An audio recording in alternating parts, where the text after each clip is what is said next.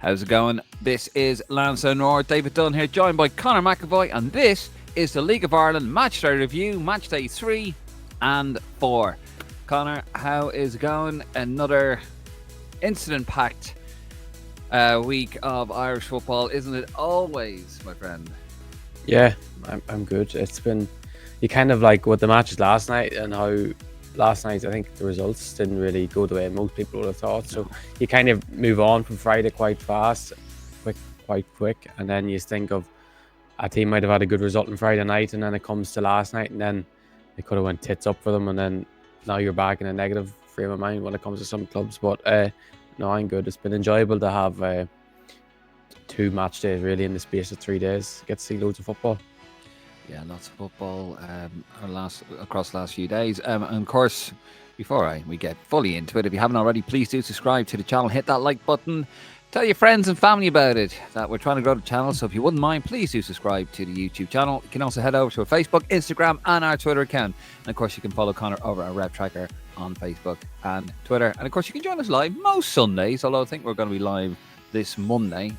TBC. Anyway, let's get into it. We're going to just gloss over very quickly over match day 3 results here.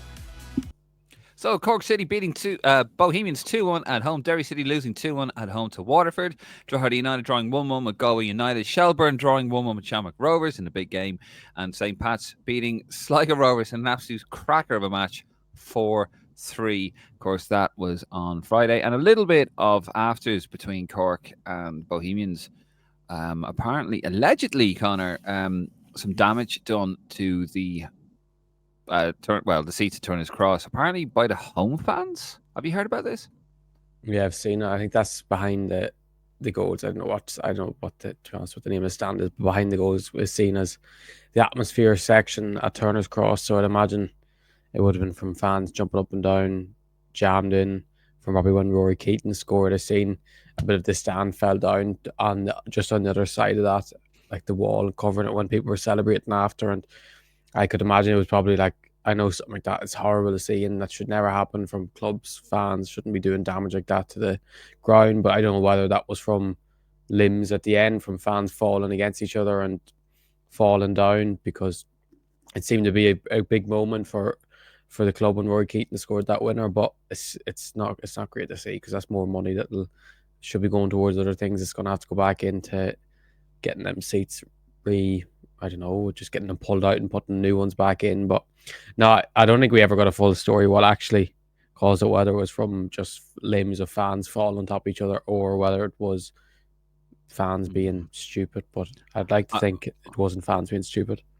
I reckon, looking at it there, it looks like fans kind of jumping down on chairs, on the seats, kind of putting their feet up in the seats in front of them as well. Yeah, I mean, it's yet again, it's just more money. More money to, and some of the, you'll have some fans go, oh yeah, but it's a great atmosphere. Yeah, but the league, the clubs are struggling for money. We're trying to generate as much money as possible, and you have some fans that like to cost their teams, fines for flares, this kind of thing. Like, just, I don't get it. I don't see how. It could be down to disrepair as well of the ground. It could be down to poor facilities, because some of those seats, to be fair, don't look like they're in great nick from that photograph. But yeah, that's just a shame to see it. And of course, the big game was the 1-1 draw between Shelburne and Shamrock Rovers. What did you make of that? I thought Shamrock Rovers were very poor yet again. I think they got off the hook with the equaliser they got was very poor from Conor Kearns. And I thought Shelburne actually were decent, dominated really 80% of the match. Should have won the game in the end, even though a draw against Shamrock Rovers isn't a terrible result. I thought Shells had probably come away with it thinking we should have won that game. I don't think the pitch really helped, because the Talca seems to be really struggling at the moment. The fact they have men's and women's games on there at once, like, it struggles to have one game, let alone having 2 senior teams playing on it. But no, I think Shells will not be too disheartened by drawing that game, but they probably felt they should have won it, and Rovers have a lot of ground to make up for now.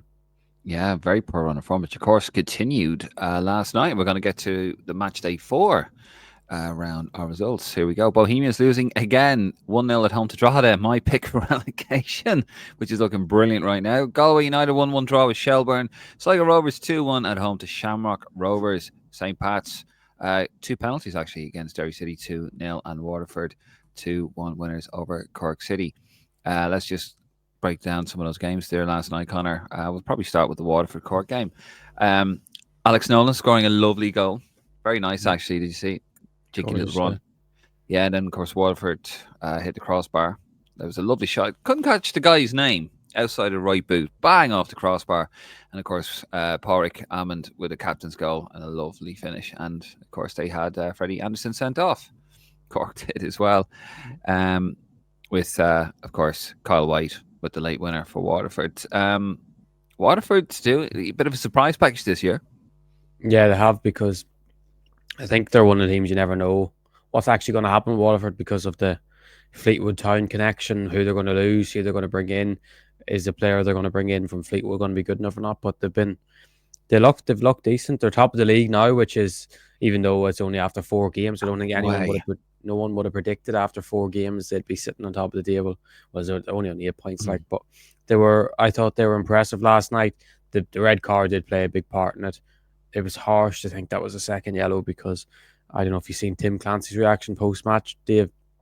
He was not happy, was sent off, had an argument with the referee. He said to the referee, "I thought you were dreadful." The referee in response said, "I thought your team were dreadful."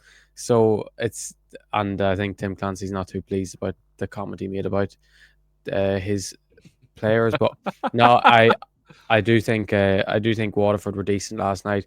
It was good. It had the feel of a derby about it. It was very, very tense. Derby. Yeah, there was a very good atmosphere. Shawnee Maguire was a big loss to go off injured in the first half by Cork. But probably a draw. If you probably went on the way the flow would play, I'd say a draw probably would have been a fair result. But I think Cork having to play with 10 men for that large majority of the second half kind of put Waterford into another gear and give them that confidence to go and win the game. And they're a decent side now, Waterford. I don't expect them to stay where they are, but they've made a great start to the season. Yeah, I mean, I don't see the problem with the referees' comments there. You know, maybe some people might not like that. You know, if you say to the referee and it kind of goes no further, "I thought you were dreadful," because, well, I thought your team were dreadful, and it goes no further, I think that's fair. I think that's fair game. That's just my opinion.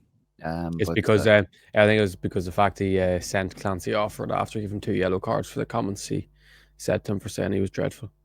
Fair. Irish football is never dull. Of course, Sligo Rovers, the old bit of red, winning 2-1 at home to Shamrock Rovers. Sligo had a goal disallowed early.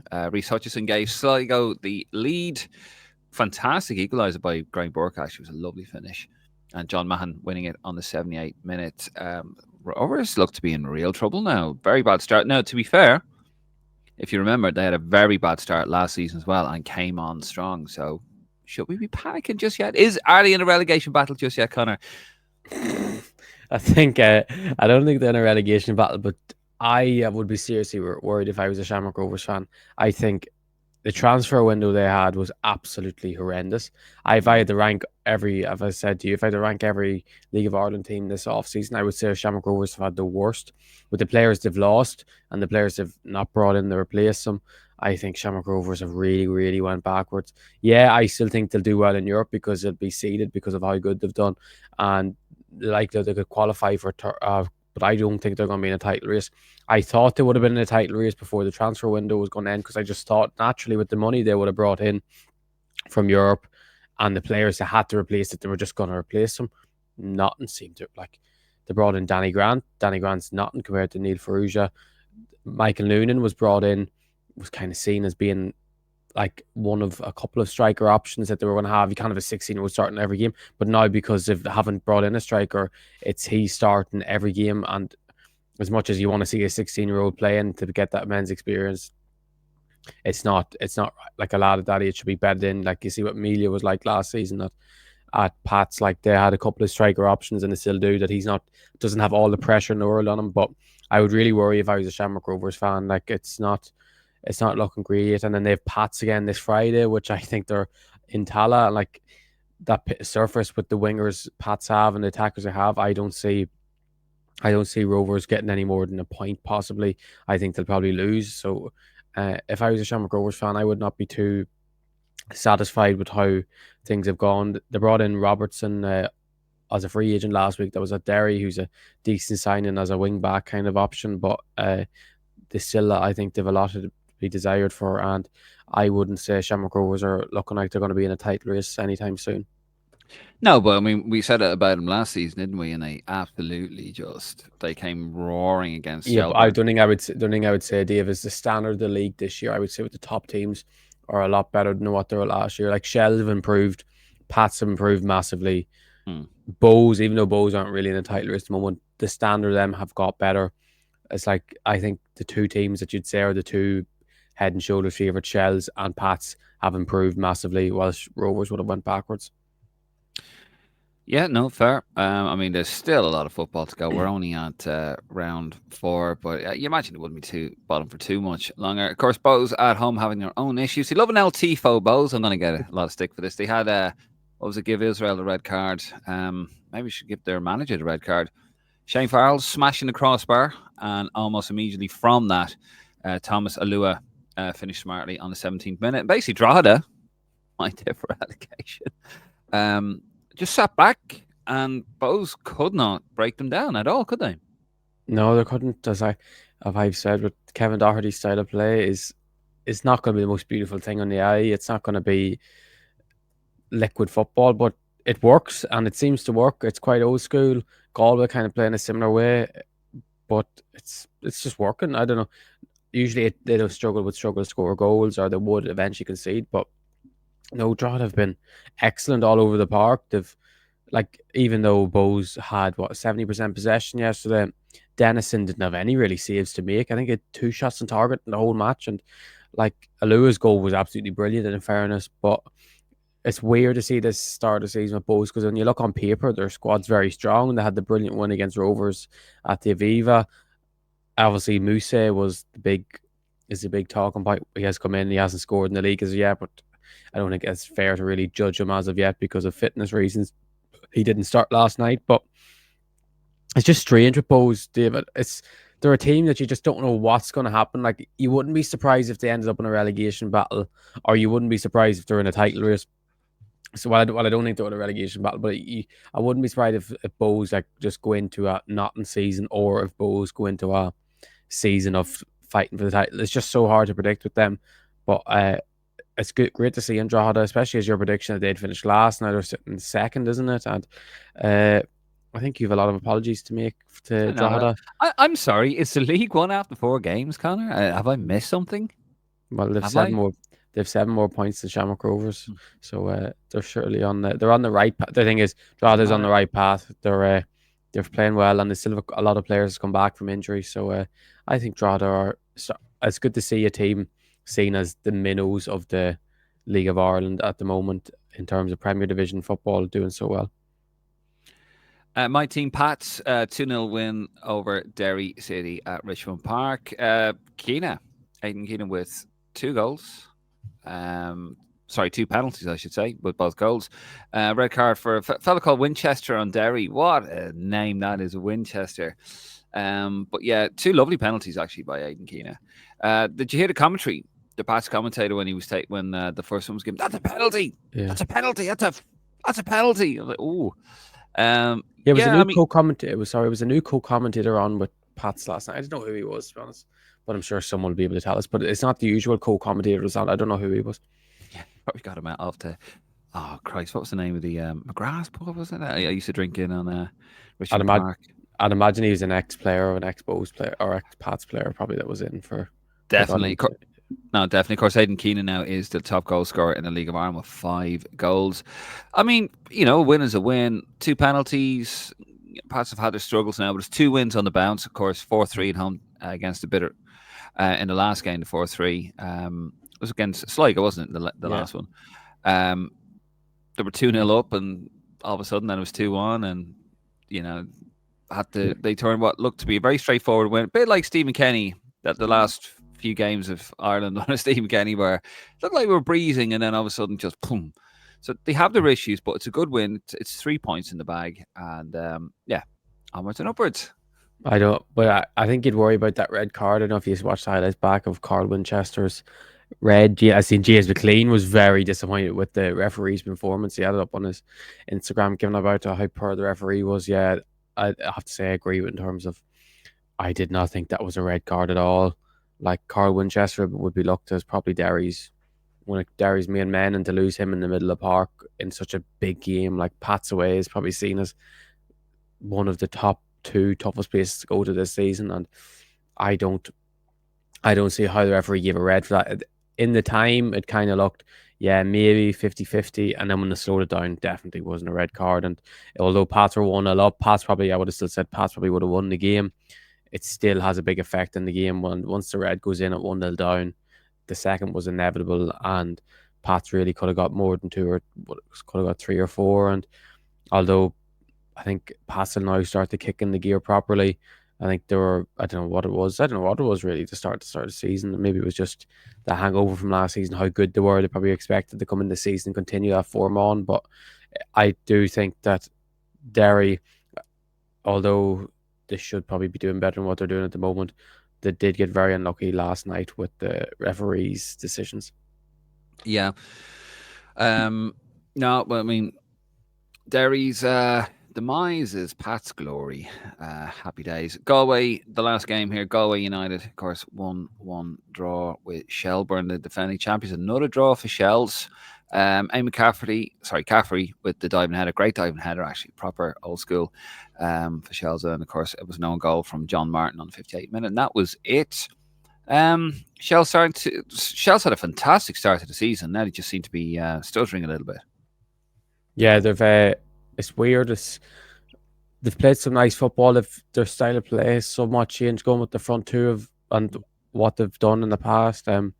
I seen Ollie Horgan said after the game they kind of expected Shells to set up in that normal way of that front two, and then Sean Boyd didn't start yesterday. I'd imagine just for rotation because of 2 games in 3 days and playing again on Friday. So it was a slightly different shape for Shells yesterday. They seemed to be. I didn't see all that game, but I seen a lot of the clips of it, and it seemed like Shells were the dominant team for 80% in terms of what they want to do. Duff seemed relatively happy with the performance. It was just that they got unlucky with the way Galway got the equaliser. I think Shells won't be too, because Galway's a very hard place to go. It's a tough pitch to play on, a tough stadium to go and get 3 points, and I don't think they'll be too disheartened with a point. I don't know if you've seen. I thought it was very funny last night when Galway got the equaliser. John Martin had it in the back of his own net, and the linesman gave it as offside when it was an clear own goal. The referee, all the Galway people started celebrating, everyone was going mad, and then they all of a sudden seen the linesman disallowed it. The referee went over and spoke to him, must have seen it a lot clearer than the linesman, and went over, spoke for about 20-30 seconds, got the fingers out, done the VAR box screen, and pointed to the spot like he'd gone to VAR to get the goal checked, which I thought was class. I think he'd just been watching too much Premier League football and forgot and thought you had to do the VAR sign for when the goal goes in, but which was very funny in fairness. Oh, God. But it was a funny moment, but it was good crack laughing at that. But in fairness, the referee did a great job of overturning the linesman and gave the right decision, which was a clear own goal. So fair play to the referee in that aspect, but it was funny to see him do the VAR sign. What is it? Somebody showing him the League of Ireland LOI TV app and go have a look at that. Speaking of which, on the Friday there was tons of issues again, wasn't there? 3 match weeks in a row issues with the app, but thankfully none reported with the app last night that I'm aware of. Yeah, I didn't hear of that now, to be honest with you. Seemed everyone was happy, maybe because of the less games. I know with first division clubs, some of the facilities aren't as good for hosting cameras and stuff. So no, I think it was all good. And of the work I was doing last night, we had no problems with our technology. Everything seemed to be perfect. So no, I think everything was good. I don't know whether Galway, remember I was on about the thing they installed. I don't know whether they got that fixed in time, but from the clips, it didn't look like that was a problem at all. So no, it seemed to be all good last night, which is a positive. I don't know whether it's because there was 5 games played instead of 10. but you just like to think things like this improve as the season goes on, because Yeah. and I think it is improving, and I think hopefully that, I know you didn't get to see the match last night with the Waterford. Cork was the Virgin Media game, so I don't know whether they would have tried to geo block you and that such like has happened before, but no, it seemed everyone seemed to be very happy with it, and which is great to see, as it should be. Like, Yeah, no, absolutely. Look, it's going to get better. People, keep the faith with it. The League of Ireland. It's great seeing as well. Lots of full stadiums all around the League of Ireland. I know they're small grounds, but it's good to see them. I can remember a time when League of Ireland, you get the odd one, whereas hence teeth on RT television back in the early 90s, and it looked like it was held in a school ground somewhere, like just in a field. Really depressing scenes, but now it's starting to come along. It's good. It's cooking, as they say, and fantastic stuff. And of course, we're going to have a look at the league table, see where that leaves us here. And of course, Waterford, unlikely league leaders at the moment at the 4 games and 9 points. Drogheda United might for relegation behind them, just 1 point behind them there in second. Of course, Shelbourne just behind them also on the same amount of points. Pats in 4th position on 7. Galway in 5th on 6. Cork mid-table, 6th on 6th position with 4 points. Bohemians 7th with 3 points. Sligo Rovers, the bit of red, on 3 points in 8th. Derry City 9th position on 3 points, and Shamrock Rovers propping up the table. Who would have thought it? Now, to be fair, they do have a game in hand, as do Cork City, when they're going to have that rescheduled game at Tala Stadium. Let's take a little look, Conor, shall we, at the next round of fixtures. Match day 5, or round 5, whatever you want to say. 7th of March, Cork City will host Sligo Rovers. That is, on, of course, like all the games, if you're outside the Republic of Ireland, is available on the app. Derry City will host Galway United. Shamrock Rovers will host St. Pat's. That is the big game there. That is on Virgin Media 2. So if you are in the Republic of Ireland, you will not be able to watch that on the League of Ireland app. You must watch that on Virgin Media 2. But if you're outside of the Republic of Ireland, then you should be able to watch it on the League of Ireland app. Shouldn't we? Yeah, so do I. Shelbourne then, of course, at home to Drogheda United, and Waterford will host Bohemian. So a full round of fixtures there on Friday as the League of Ireland gets into gear. Well, that's all we have time for, Conor. Thank you very much.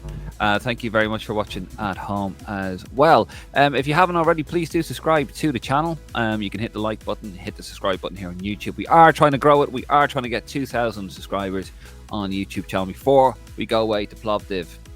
Conor and I off to Plovdiv. So come on. We've got about 16 days to do it, just over 2 weeks. We believe in you. Head over to a Facebook, Instagram, and our Twitter account. You can head over to Conor at RevTracker on Twitter, and of course over on Facebook. If you haven't already, also check out the League of Ireland. Check out the League of Ireland website, but also check out our website first. Lansdowneroar.ie, Lansdowneroar.ie. Tons of articles, match reports. Conor, over there, we had guys over actually attending the League of Ireland games, doing match reports over there. So it's cooking. League of Ireland's cooking, and Lansdowneroar.ie is cooking as well, Conor, isn't it? It is. So make sure you reach out if you want to get involved.